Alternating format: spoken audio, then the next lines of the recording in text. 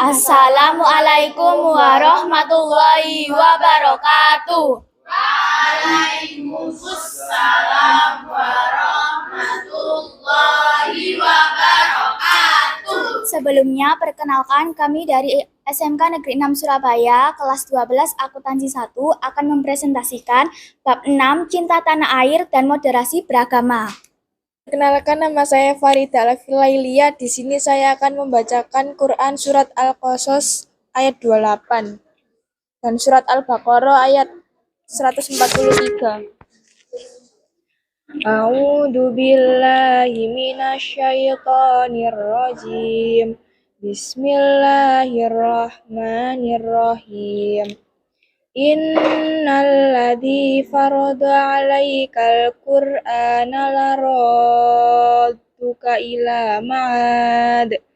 Qul rabbi a'lamu man jaa'a bil huda wa man huwa fi dhalalim mubin. Bismillahirrahmanirrahim. Wa kadzalika ja'alnakum ummatan wasatan litakunu syuhada'a 'alan nasi wa yakunar rasulu 'alaikum syahida. Wa ma ja'alnal qiblatal lati kunta 'alaiha illa lina'lama man yattabi'ur rasula mimman yanqalibu 'ala aqibaihi. Wa in kanat lakabiratan illa 'alal ladzina hadallah.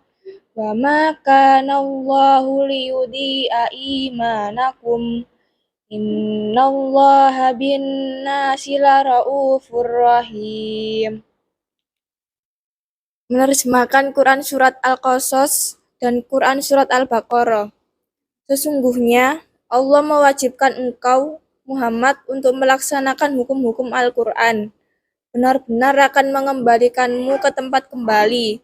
Katakanlah, Muhammad, Tuhanku mengetahui orang yang membawa petunjuk dan orang yang berada dalam kesesatan yang nyata.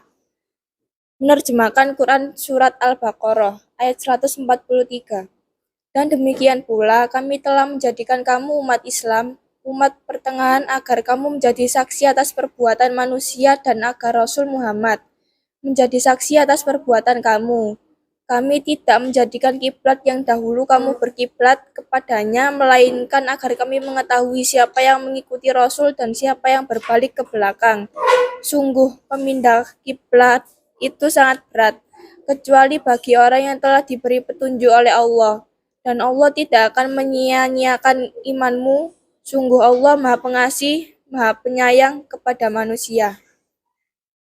Perkenalkan, nama saya Rizky Rahma Rahim, nomor absen 28. Di sini saya akan menjelaskan Asbabun Nuzul Quran Surat Al-Qasas ayat 85 dan Asbabun Nuzul Quran Surat Al-Baqarah ayat 143.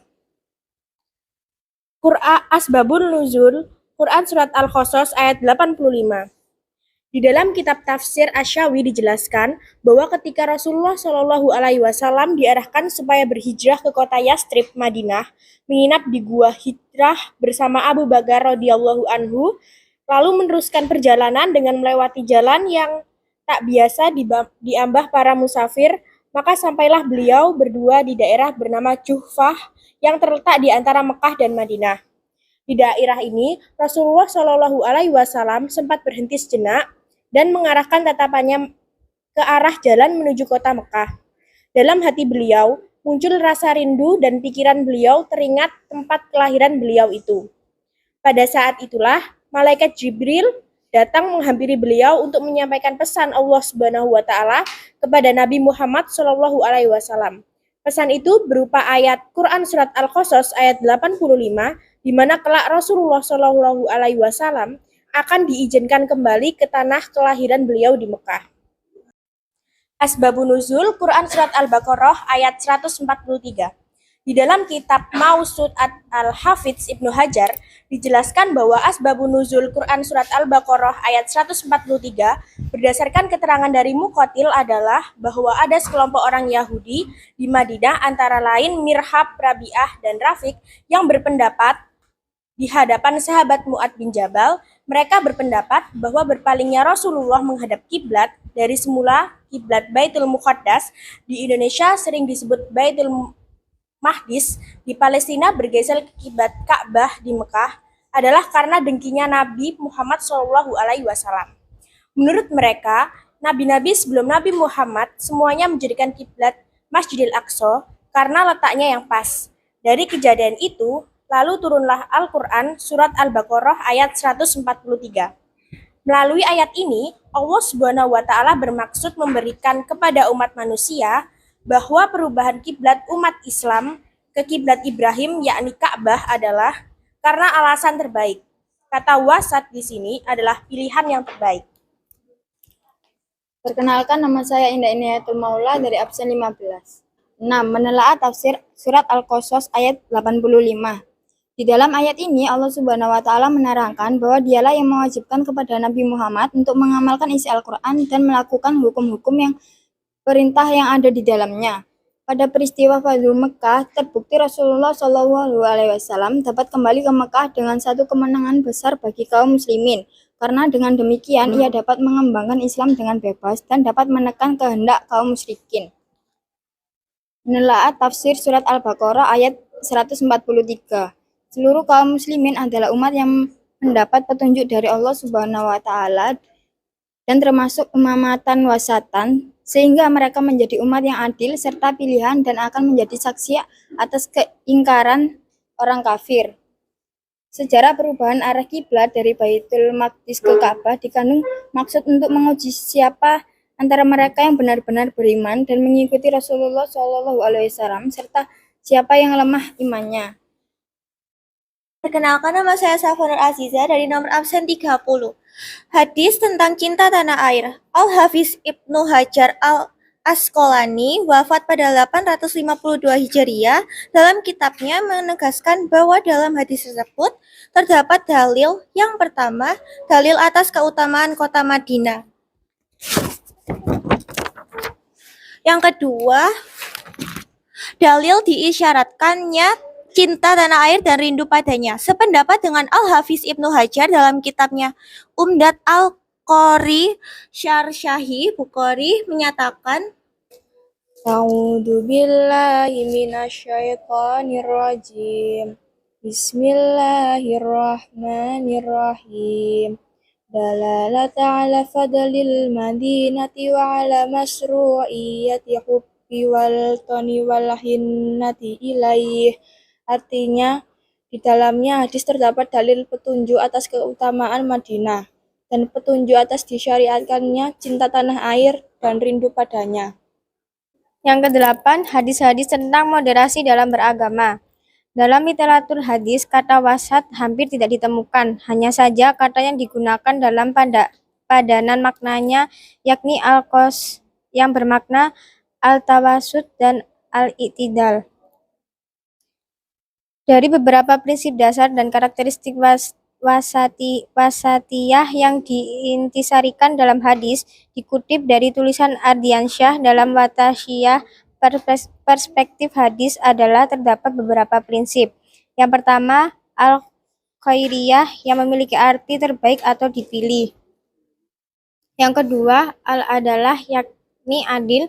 Dalam wasat al-qos, nilai keadilan merupakan nilai yang penting.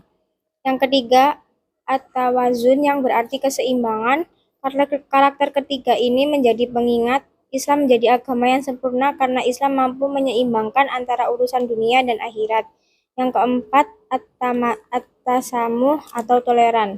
Dalam prinsip ini merupakan pembuka dari wasat. Seseorang yang menjalankan sikap tasamuh akan tawazun, kemudian sikapnya akan adil. Yang kelima ada al-istiqomah yang artinya konsisten. Yang keenam ada raf al-haraj yang artinya menghilangkan kesulitan. Prinsip ini sesuai dengan sabda Nabi yang berisi, berikanlah kemudahan, jangan mempersulit, berikanlah ketenangan, jangan membuat gaduh. Dari sini jelas bahwa Rasulullah adalah sosok pemimpin yang bersikap sederhana, yang tidak mempersulit umatnya dengan memberikan solusi yang tidak memberatkan. Penerapan cinta tanah air dalam kehidupan sehari-hari. Sebagai bangsa Indonesia yang saat ini menikmati kemerdekaan dari hasil jerih payah para pahlawan, kita harus melanjutkan perjuangan mereka dengan cara yang berbeda, yaitu dengan cara memakmurkan tanah air kita. Dengan kecintaan pada tanah air, kita bisa melakukan banyak hal untuk menjaga dan melindungi bangsa kita dari berbagai ancaman. Berikut contoh sikap mencintai tanah air dalam kehidupan sehari-hari. 1. Menjaga nama baik tanah air Indonesia. 2. Menuntut ilmu dengan sungguh-sungguh. 3. Melestarikan kebudayaan Indonesia. 4. Menjaga kelestarian lingkungan. 5. Menciptakan kerukunan antar umat beragama. 6. Hidup rukun dan gotong royong. Penerapan moderasi beragama dalam kehidupan sehari-hari. Islam sebagai agama terbesar yang dianut oleh mayoritas warga Indonesia tentu memiliki aturan yang mengacu kepada kemaslahatan umat Islam. Setidaknya, aturan ini memiliki korelasi dengan misi moderasi beragama yang menjadi landasan Indonesia. Dalam pembentukan, Islam hukumnya memiliki 5 prinsip, yaitu menjaga agama atau hifzal din, menjaga jiwa atau hifzal nafs, menjaga akal atau hifzal akal, menjaga keturunan atau hifzal nasl, dan menjaga harta atau hifzal mal. 5 dari prinsip hukum Islam tersebut dapat digambarkan bahwa hak untuk hidup bersama, menghargai keberadaan orang lain, menjaga keberlangsungan hidup, dan menjaga nyawa seseorang harus dijunjung tinggi. Sekian presentasi dari kami. Terima kasih atas waktu dan perhatiannya. Wassalamualaikum warahmatullahi wabarakatuh. Waalaikumsalam warahmatullahi wabarakatuh.